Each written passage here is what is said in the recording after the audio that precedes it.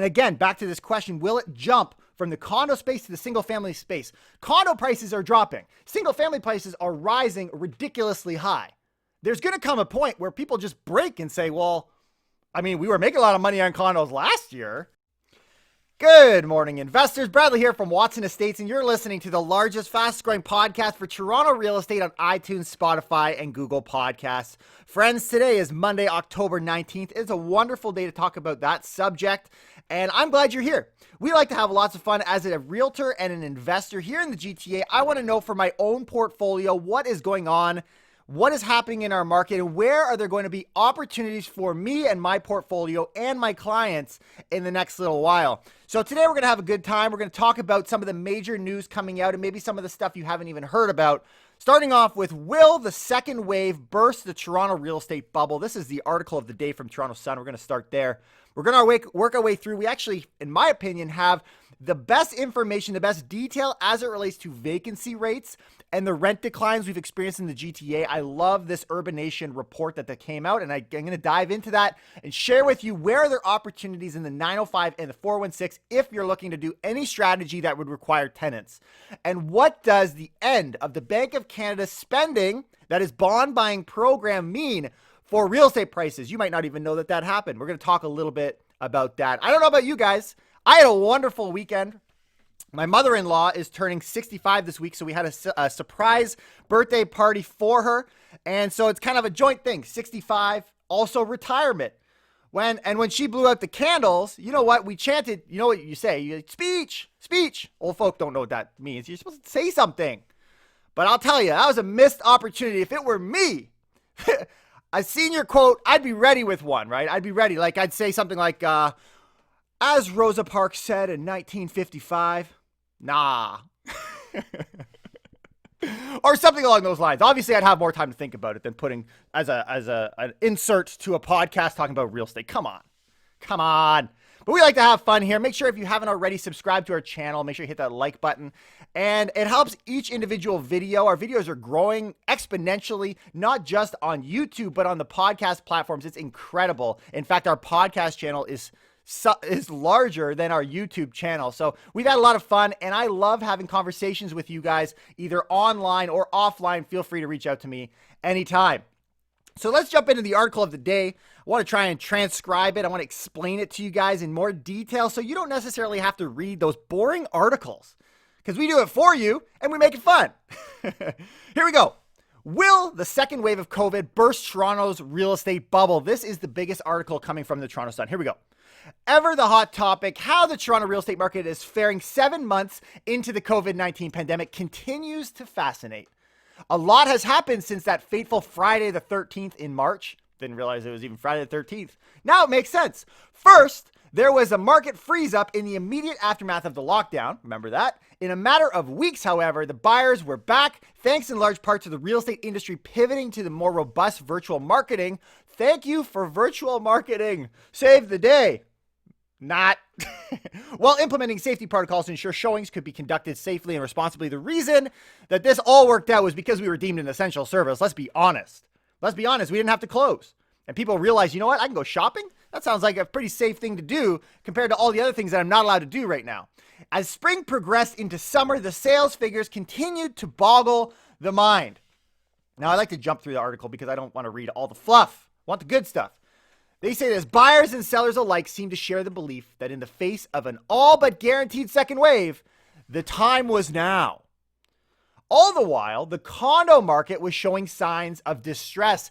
This is the biggest conversation right now in real estate, not just in Toronto. We're going to see an article in a moment in Vancouver. Same story, right? There's key differences between these two markets. We're going to talk a little bit about that. In response to widespread job losses, particularly in the hospitality and service sector, universities' classes moving online, and short-term rental market being disseminated by the abrupt loss of tourism, the rental market was flooded with vacant downtown condos.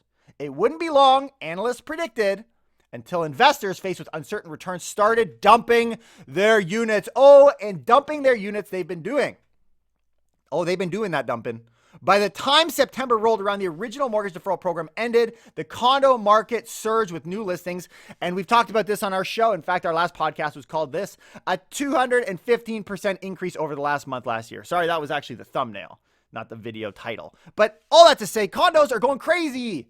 Crazy. But here is why I like this article. This is why, even though it's number one, we don't put it because it's number one. If it doesn't add value to our listeners, I don't give a damn.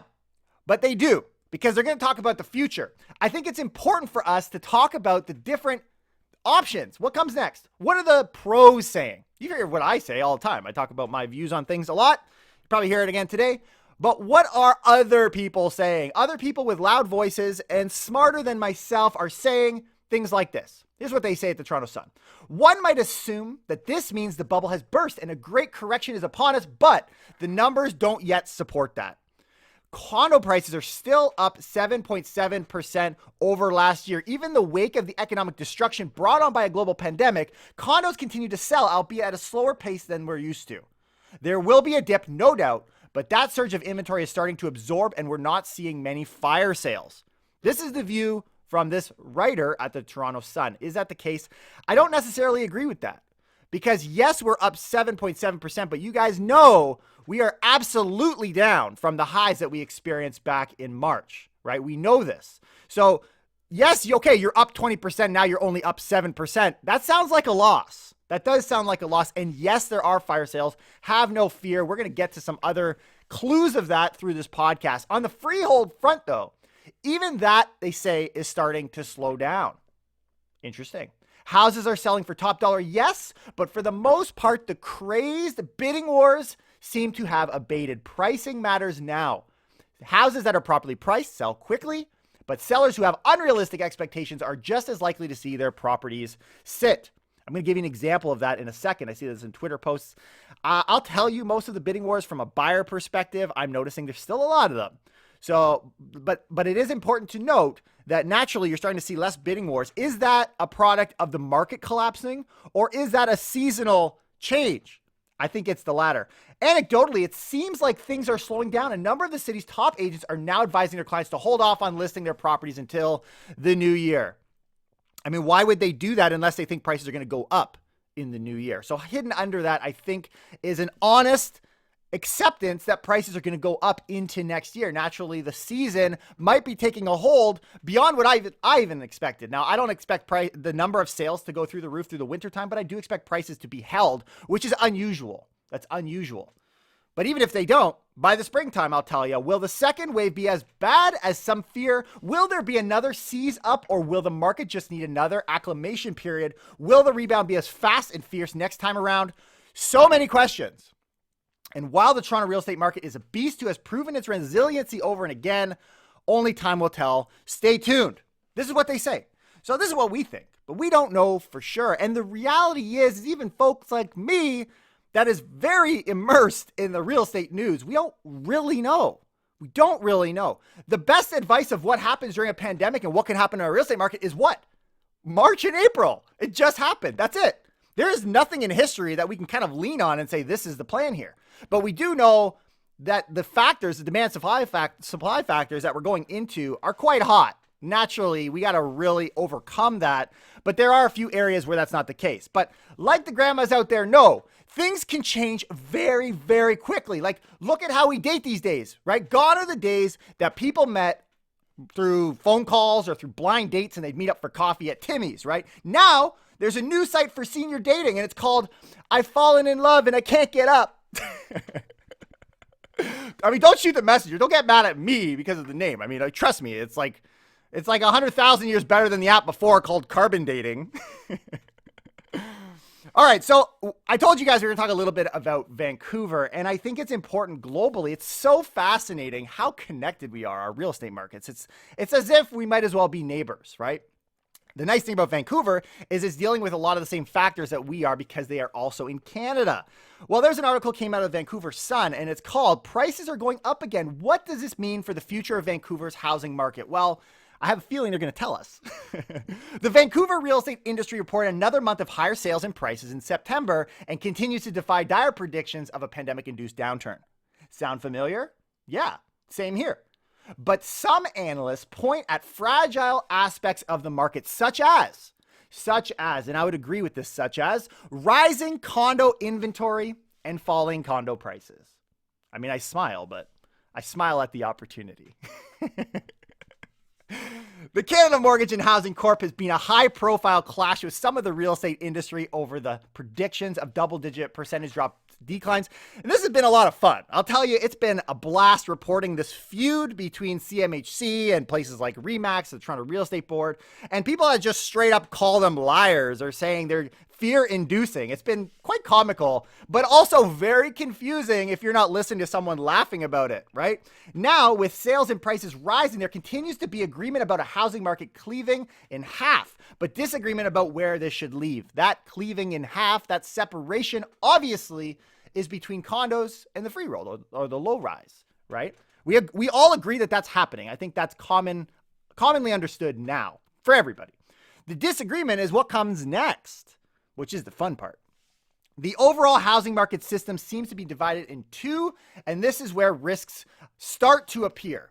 So what I want to kind of get out of these articles as I'm reading through it, the feeling, the aura, the sense that I'm getting is the threat that you are exposed to in the low-rise segment, to me, based on what I'm hearing, sounds like we've kind of said in the past, but very much clearly what I'm hearing here is the risk is going to come from the condos. Like if you're going to be exposed to a level of risk in your freehold investments today, it's because the condos stank so much and you stood too close and it stuck to your clothes. That's what's going to happen. While prices are holding and rising, there are nuances such as falling rents, a growing preference for suburban over city locations, and extended economic weakness that could hit the condo market and pull down other house prices too.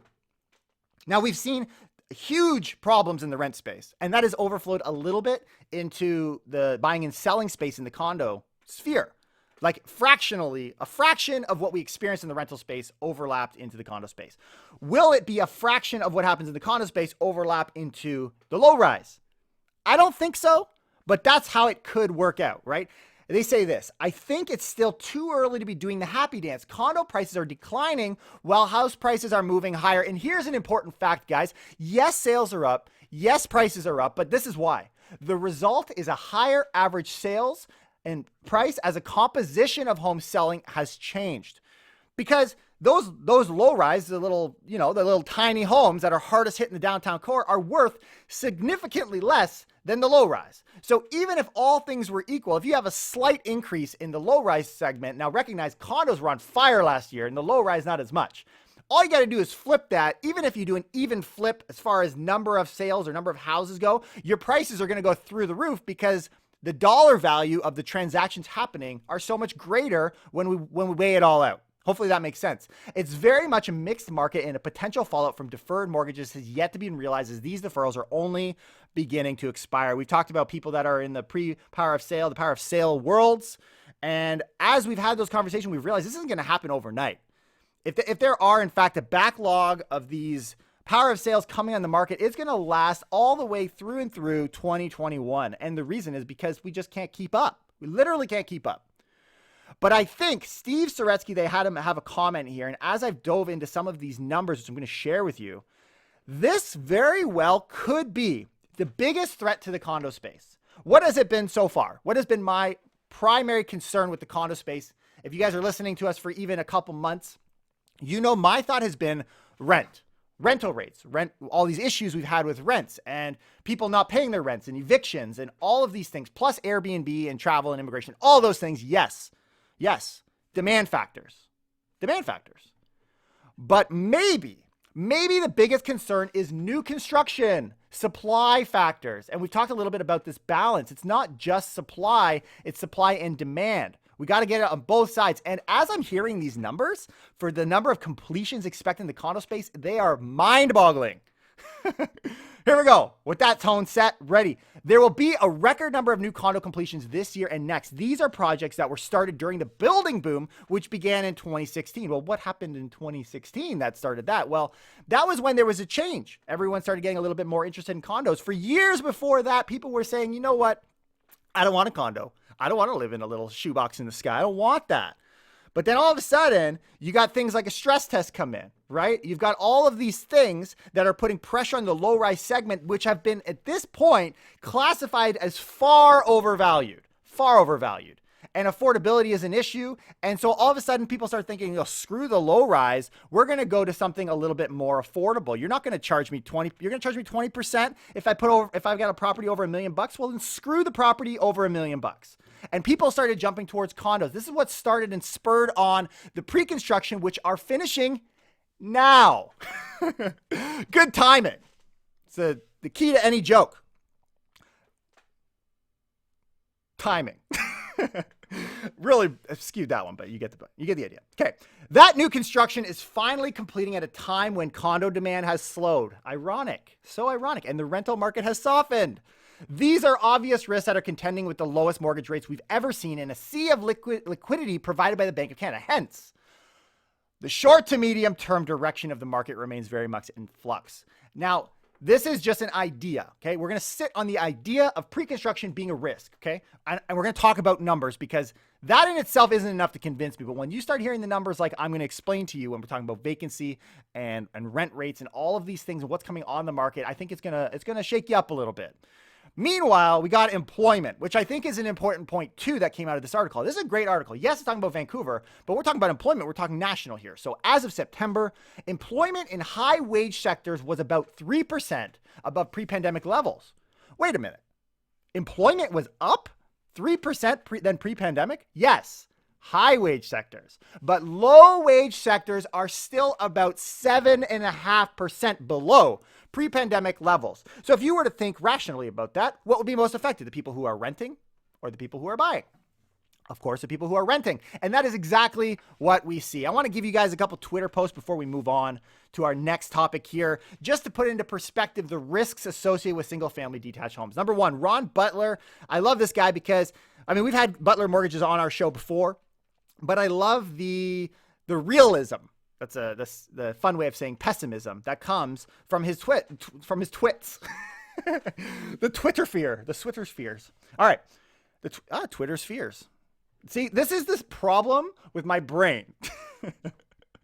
I got so many. Anyways, moving on.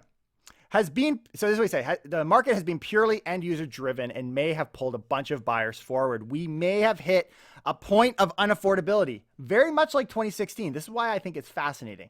This last pop in single family detached pricing, mortgage rates may stop dropping. We're going to talk about that shortly. All of these things are so connected. I love it. I love this, guys. I have so much fun. I don't know about you guys, but I have so much fun putting this together. If you like it, hit the like button and tell your friends, man. We're having a blast over here. And even if it's just my grandma that listens to this podcast, her and I, we got some good dad jokes at the end. The only answer this Ron says is I have for, quote, will the condo price reduction virus spread is I don't know. And again, back to this question, will it jump from the condo space to the single family space? Condo prices are dropping. Single family prices are rising ridiculously high. There's going to come a point where people just break and say, well, we were making a lot of money on condos last year. 20% increase doesn't sound so bad. You add on an extra 12 to 15% drop you saw in 2020. There might be some opportunity, right?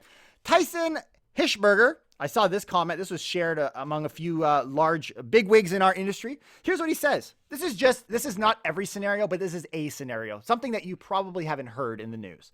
Detached homes in Waterloo, speaking specifically about Northfield, holds back offers for a week in a scalding hot market and received 0 offers.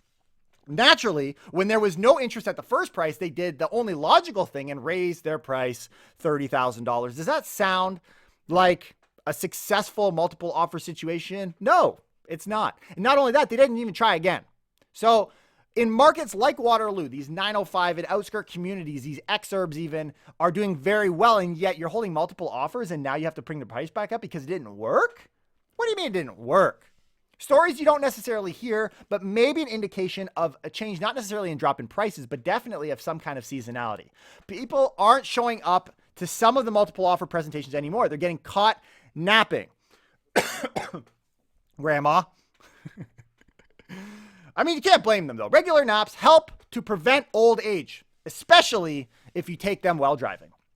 All right. let's move on. I want to talk about, I really like this article, guys. I love numbers. I try to break up some of the numbers for you as we're talking on our podcast, but sometimes you just need the numbers, the raw data.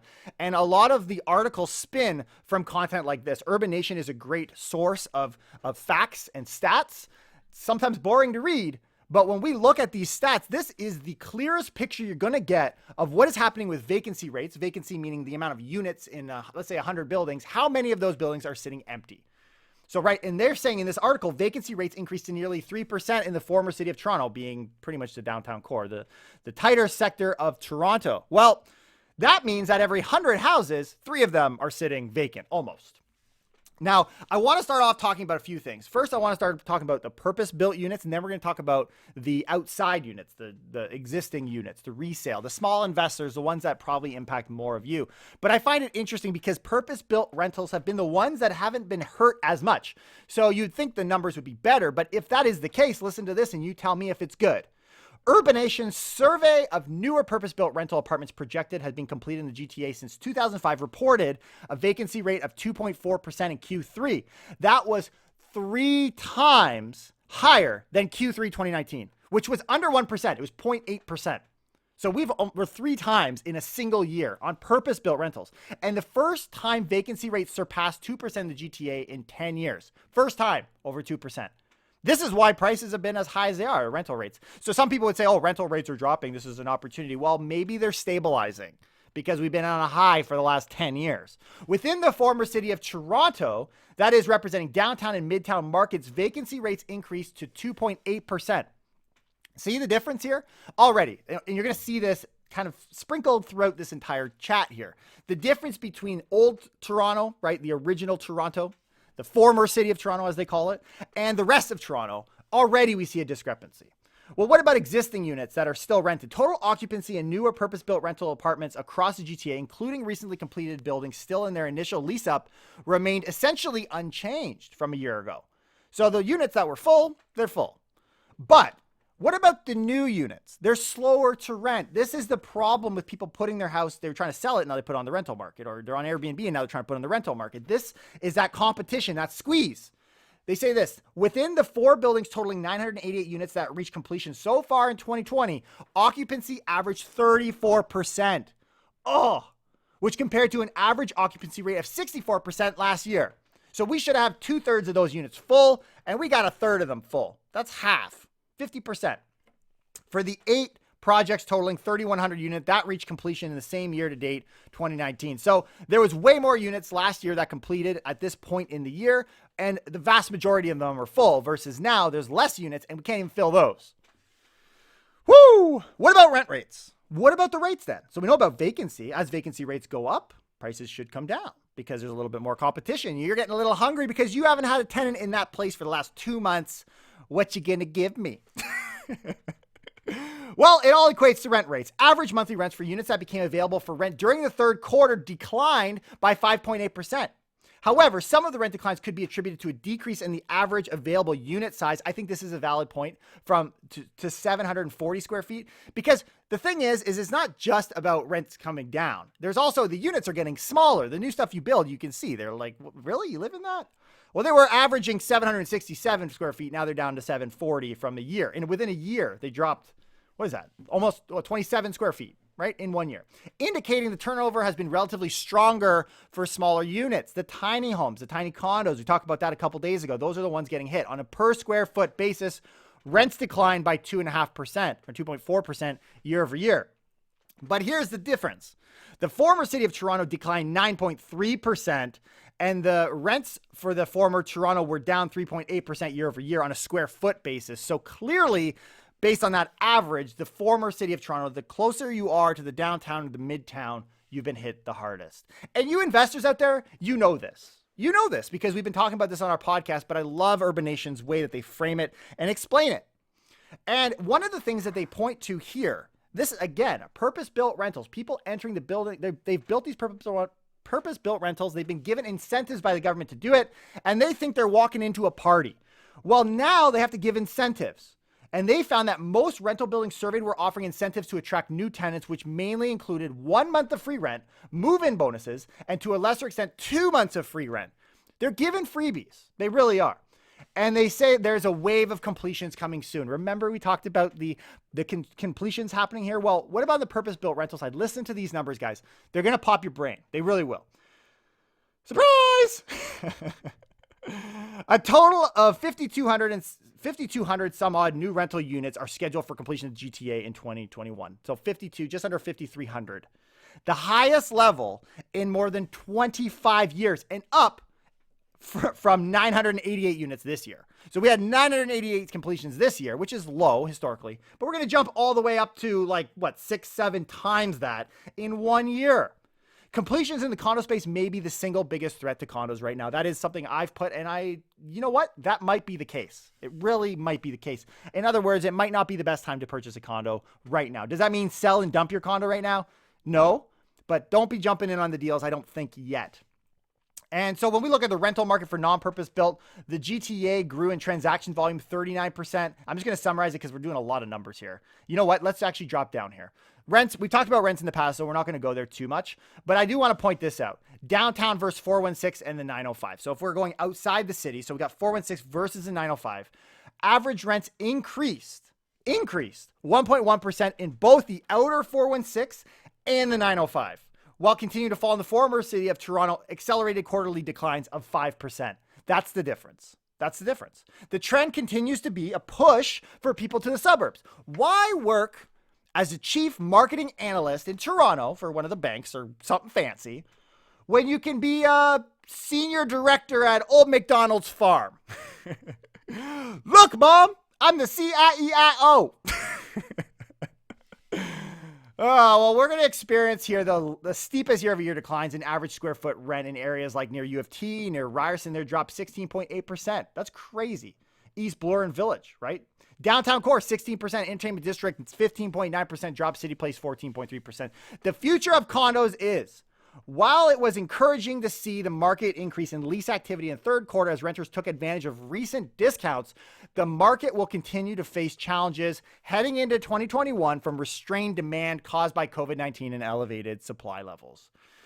2021 is not going to be fun. It's really not going to be fun. It's going to be great for deals, right? And this tells me it's too early right now, again, to snatch up an early condo. In fact, I saw a Twitter post from John Pasalis. I thought this was really cool. Just got an email from an agent offering a 10% commission. Real estate agents, listen up. A 10% commission for a condo assignment.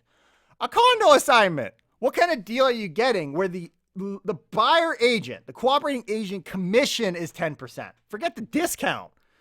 With rents tanking and resale condo inventory surging, I suspect we'll be seeing more investors eager to unload their units.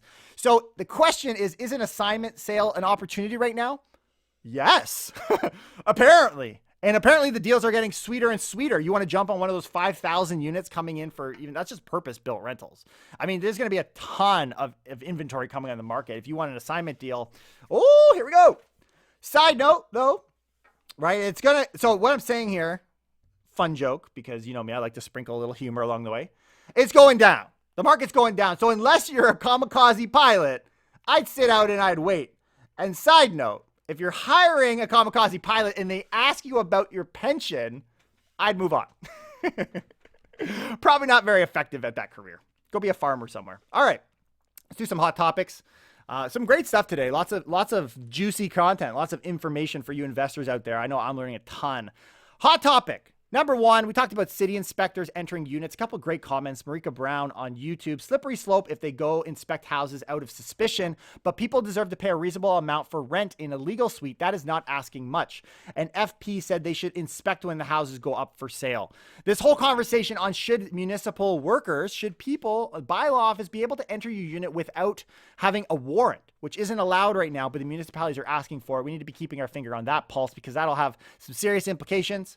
Also, we got a bunch of closures. We got York. They say starting today, but I think I guess it was today. It was either today or Friday. I can't remember. But there's some closures entering stage 2. And all that came from a small threat from Ford. Well, the threat is now pointed directly at Oakville and Burlington, as well as Milton and Halton Hills. So they say this: I'm begging the people of Halton, please help me out there. I do not want to make that decision for Halton. The premier said, please follow the guidelines to the best of your ability. In other words, Halton, you're going into phase 2. Pack your bags, right? That's Ford's MO. It's obvious. The moment a threat happens, it's almost guaranteed your city is next. That is, unless you have short-term memory loss, you guys don't remember that. And in my old age, I may have developed Alzheimer's, but at least I don't have Alzheimer's. Back to reality. We also have open houses closing here. We're not allowed to do them in these key areas, these hot spots of COVID. And TREB has given its the stamp of approval to the country saying that, right? The government, I guess it's the government of Ontario. Who did that? Provincial announcement. They just said, yeah, we agree. Well, no, duh, you agree. You already told people don't do it in the first place. So that all makes sense. Then I saw an article from the Winnipeg Sun. Long waited, effective rent relief is potentially on the way for businesses from the federal government. The timeline for this new rent assistance program for businesses is set to be in the middle of November. For any of you guys that are wondering when that's going to happen, though participating businesses will receive retro funding for October, assuming they survive past the 1st of next month.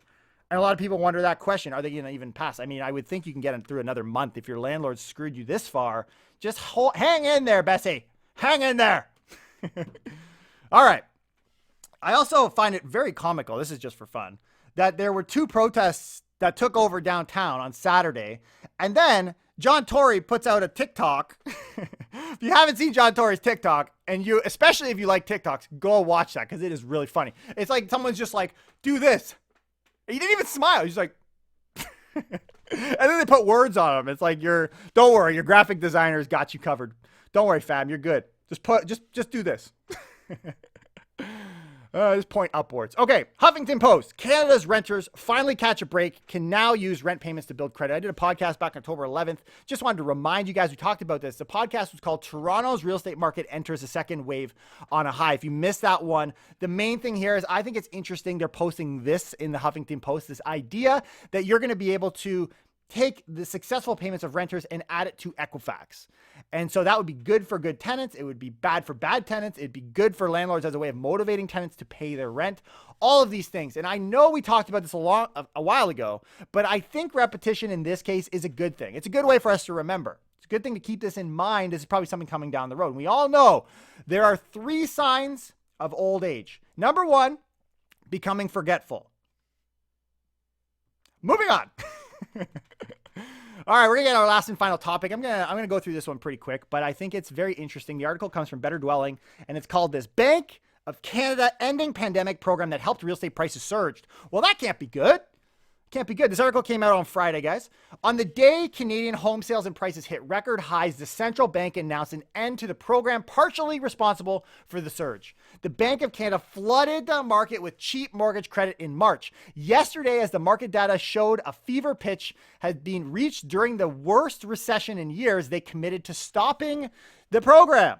The bond buying program that helped drive rapid price growth comes to an end this month. Guys, this is a good thing. Let's just say that, coming from a conservative guy like myself. Guys, we can't have a bond buying program running forever. It's kind of like old age, right? In that, you're like, what?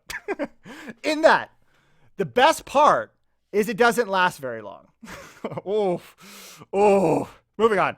So what is this mortgage-backed securities thing? What is this mortgage-backed Canada mortgage bonds, the CMBs?